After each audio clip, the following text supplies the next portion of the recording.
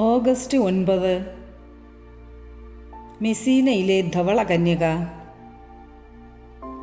മെസീനയുടെ French ഉപരോധക നാളിൽ പട്ടിണിക്കും ക്ഷാമത്തിനും അടിമപ്പെടാതിരിക്കാൻ സിസിലിയയിലെ ജനങ്ങൾ സന്ധ്യാപ്രാർത്ഥന നടത്തിയിരുന്നു. 1282 ഓഗസ്റ്റ് 6 സെയിൻറ്റ് സേവിയറിൻ്റെ പേരുള്ള കോട്ട തകർക്കാൻ പരിശ്രമിച്ചെങ്കിലും കോട്ട സംരക്ഷിക്കുന്ന പട്ടാളക്കാരിൽ നിന്നും ഫ്രഞ്ച് പട്ടാളക്കാർക്ക് വളരെയേറെ അത്യാഹിതം നേരിടേണ്ടി വന്നു.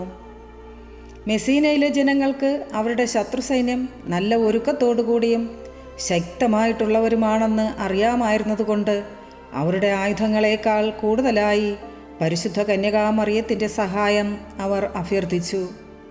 യുദ്ധം അതിഭയാനകമായിരുന്നെങ്കിലും യുദ്ധത്തിൽ അവർ തനിച്ചായിരുന്നില്ല.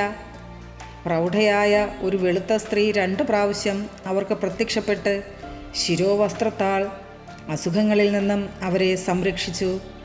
ഇത് കാണുവാനുള്ള ശക്തിയില്ലാതെ ഫ്രഞ്ച് സൈന്യം യുദ്ധത്തിൽ നിന്നും പിന്തിരിഞ്ഞു. Ave Maria.